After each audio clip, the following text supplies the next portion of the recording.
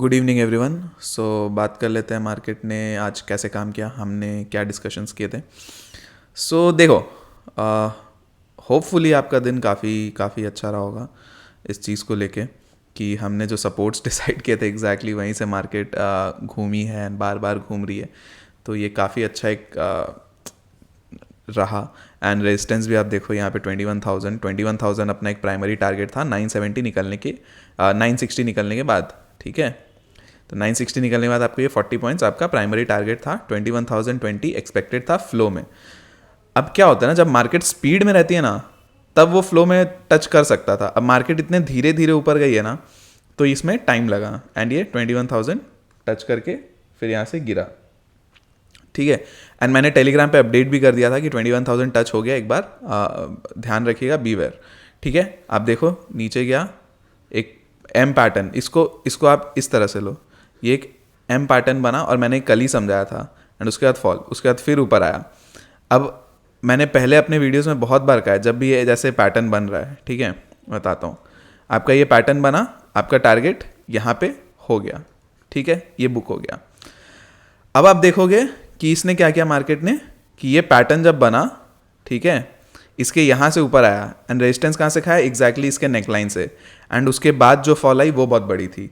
And ये मेरा one of the favourite pattern है। मार्केट अगर आता है, अगर ये जैसे अगर ये लंबा होता, जैसे इसको आप फुल मानो ना, ठीक है, ये आया फिर यहाँ से ऊपर रेजिस्टेंस खाया, इस लाइन के आसपास से रेजिस्टेंस खा के फिर नीचे गिरता है ना, बहुत तेज़ और बहुत अच्छी फॉल देता है मार्केट। तो ये मेरा फेवरेट पैटर्न है। ठीक है, और ऐसे ही डब्ल्यू में भी यही चीज़ है। ठीक है, ये होता है, ये होता है एंड ये बहुत बहुत ज़्यादा अच्छा पैटर्न बनता है ये, क्योंकि इसमें क्या होता है ना कि आपका ये जैसे ब्रेकडाउन भी हो गया, ठीक है, ब्रेकडाउन भी हो गया, रीटेस्ट भी हो गया, फिर नीचे फॉल आ रहा है, तो वो बहुत अच्छा पैटर्न बन जाता है। उसी तरह से डब्ल्यू में ये ब्रेकआउट हो गया, टेस्ट एंड अप, तो ये मेरा one of the favourite patterns में से आता है। ठीक है, बट ये पैटर्न यहाँ पे रेजिस्टेंस खा रहा है, वो आपको समझ में आना चाहिए। यहाँ पे स्टॉप होना चाहिए, ये नहीं इसके ऊपर लगातार चलते चला जा रहा है, वो नहीं, यहाँ पे स्टॉप करना चाहिए। नेगेटिव पैटर्न अब बन रहा है, दो तीन जैसे 3-4 कैंडल पॉजिंग की एंड उसके बाद टूटना स्टार्ट हुआ। देखो ये इस कैंडल से ये पॉजिंग पॉजिंग पॉजिंग एंड यहाँ पे ये टूटा बड़ी कैंडल से। ठीक है, अब ये यहाँ पे टूटना स्टार्ट हुआ, तो यही होता है।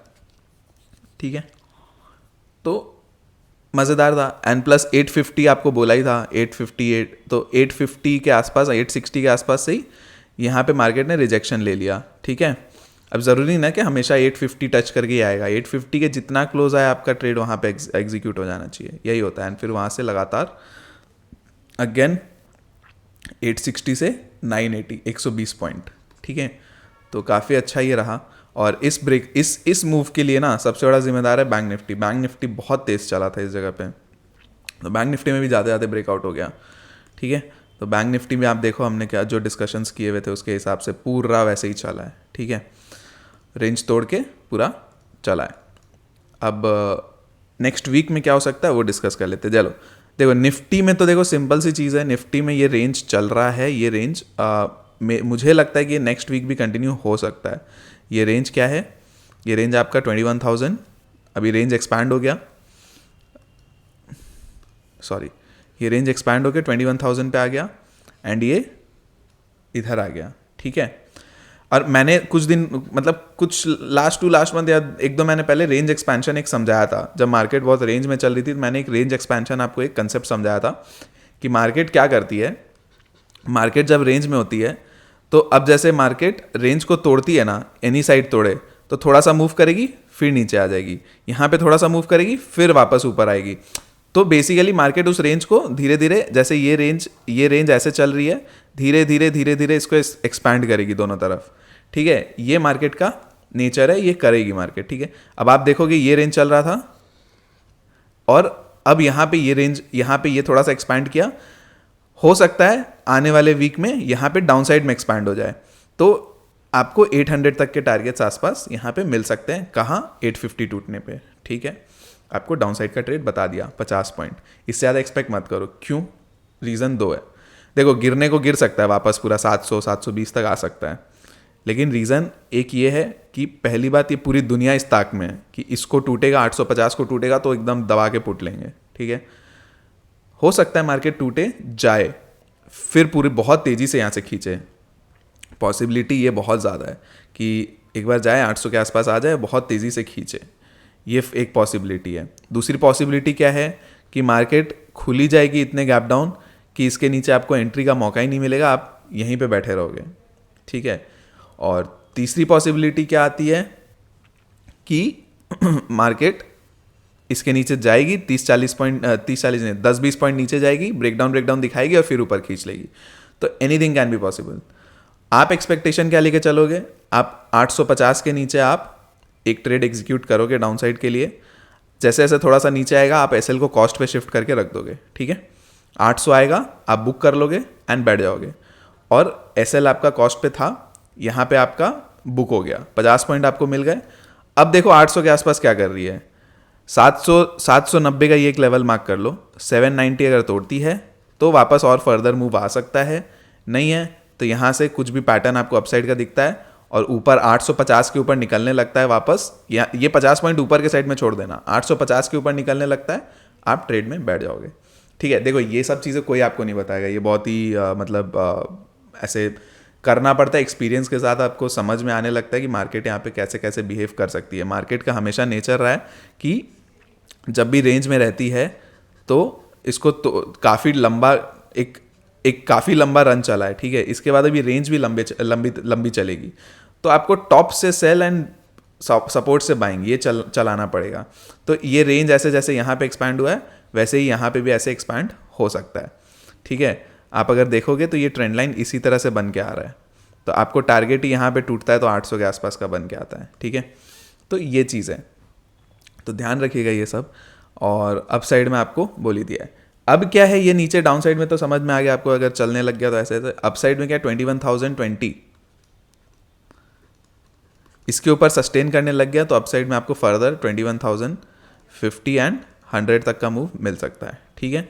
बट अप साइड मैं नहीं जाऊँगा, मेरे लिए 21,000 के जितना पास आएगा मेरे लिए वो सेल ऑन राइज का कैंडिडेट रहेगा, ठीक है। एंड सपोर्ट में 850 से 800 के जितना पास आएगा मेरे लिए वो बाय ऑन डिप का कैंडिडेट रहेगा। मैं वेट करूँगा कि अगर ये डाउन साइड जा रहा है तो 800 का एक ट्रेड लूँगा एक्सपेंशन के हिसाब से, एंड फिर 800 पे अपना सब बुक करके वेट करूँगा, ठीक है। ये मेरा प्लान है कमिंग वीक के लिए। ये मंडे भी हो सकता है और बीच में किसी भी दिन हो सकता है, कभी भी कहीं हो सकता है, ऐसा कुछ नहीं कि मंडे के मंडे ही होगा, कभी भी हो सकता है, ठीक है। बैंक निफ्टी में आ जाते हैं। तो बैंक निफ्टी में भी मार्केट ने यहाँ पे कहीं आके क्लोजिंग दी है, ठीक है, 262 के आसपास। इसके ऊपर हल्का सा ब्रेकआउट देने का ट्राई कर रही थी बट यहीं पे क्लोजिंग देके रुक गई। अब हो सकता है ये हल्का सा ऊपर जाके अब वापस नीचे आ जाए, या हो सकता है कंटिन्यू कर जाए, एनीथिंग कैन बी पॉसिबल। तो कंटिन्यू करे तो अपने क्या कर सकते हैं, सिंपल है, देखो आज का जो हाई है ये मार्क कर लो 300 के ऊपर निकलता है तो बैठ जाना 47,500 के लिए। डाउन साइड में क्या है, ये लेवल मार्क कर लो यहाँ, ये कितना आता है, लगभग 47,170 के आसपास। ये टूट जाए वापस नीचे में तो 46,900 तक का आपको फिर मूव मिल जाएगा, ठीक है। तो ये आपका रहेगा बैंक निफ्टी में, ठीक है। बैंक निफ्टी में मैं डाउन साइड का ज़्यादा क्यों नहीं सोच रहा हूँ, क्योंकि अगर खुलती है नीचे आने लगती है तो यहाँ तक का एक मूव आ सकता है, यहाँ पे एक सपोर्ट है, फिर से आपको अपसाइड मिलेगा। अगर ये लेवल टूट जाता है तब तो 46,800 एंड 700 भी आ जाएगा, ठीक है। बट ऑब्वियसली यहाँ से इतना ट्रैवल करने के बाद अगर 300 से आप 400 पॉइंट ट्रैवल करने के बाद आप बैंक निफ्टी में एक्सपेक्ट करोगे कि और फर्दर गिरे एक ही दिन में, तो बहुत मुश्किल है। ये रेयर केस सिनेरियो होता है, मतलब बहुत कम होता है ऐसा, ठीक है।